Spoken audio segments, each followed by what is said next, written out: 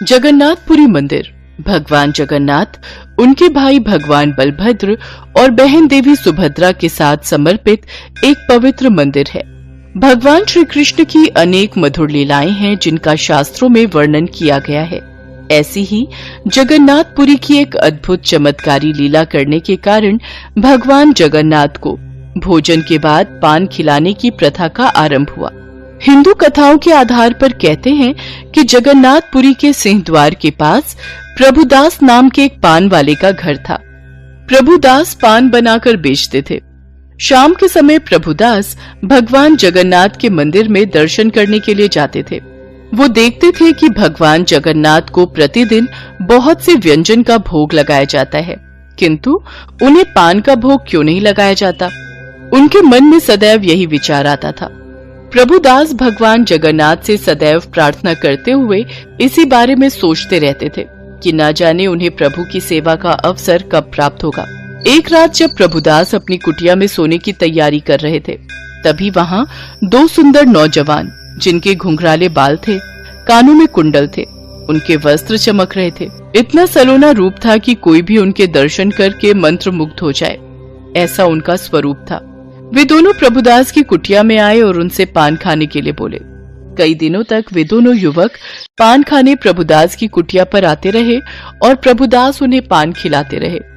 एक दिन मंदिर के सेवक बलराम दास जी, जो कि भगवान जगन्नाथ के परम भक्त थे, वो मध्य रात्रि के समय मंदिर के उसी सिंह द्वार के पास प्रभु नाम का भजन करते हुए टहल रहे थे।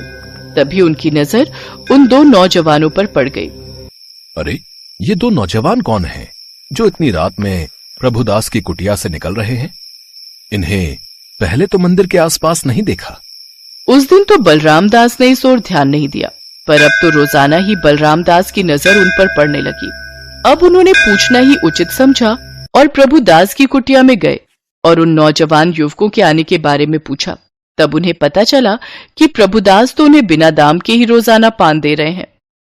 बलराम दास जी, इसका कारण तो मुझे भी नहीं पता।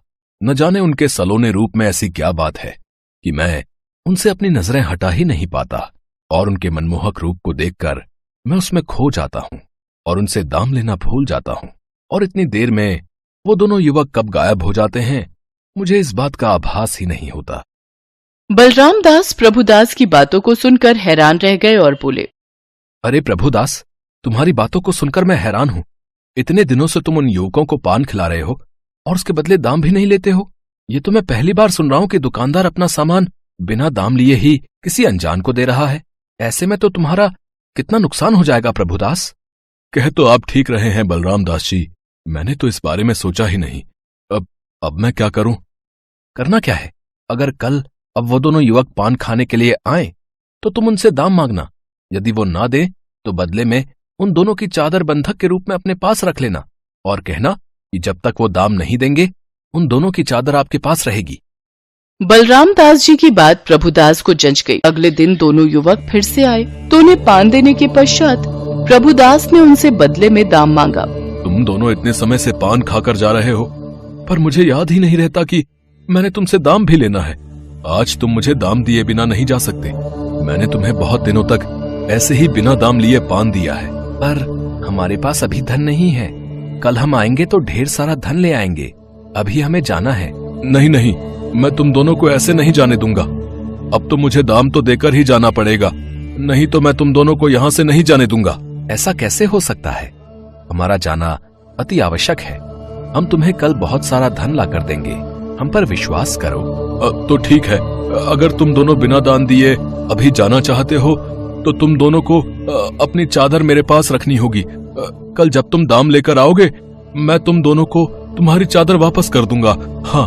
और फिर प्रभुदास के कहने पर उन दोनों युवकों ने अपने अपने कंधे से चादर उतारकर प्रभुदास को दे दी और फिर वहाँ से चले गए।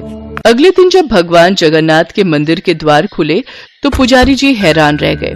भगवान जगन्नाथ और बलभद्र जी के ऊपर से श्वेत चादर गायब थी। ये देखकर पुजारी बाबा हैरान रह गए कि रात में जो चादर भगवान को ओढ़ाई थी वो गायब कैसे हो गई। ये बात चारों ओर फैल गई और राजा प्रताप रुद्रदेव तक पहुंची। उन्होंने जितने भी मंदिर के सेवक हैं उन्हें दंड देने के लिए बुलाया। अब भगवान अपने भक्तों को कैसे दंड मिलने दे सकते थे। भगवान जगन्नाथ ने बलराम दास जी के स्वप्न में दर्शन दिए और उन्हें सारी बात कही। बलराम दास जी उठे और उन्होंने राजा प्रताप रुद्रदेव के पास जाकर सपने की सारी बात बताई। राजा प्रताप रुद्रदेव ये सुनकर हैरान रह गए और उन्होंने आदेश दिया, बलराम दास जी, आज के बाद मंदिर में भगवान के भोजन के पश्चात पान खिलाने की प्रथा शुरू की जाए।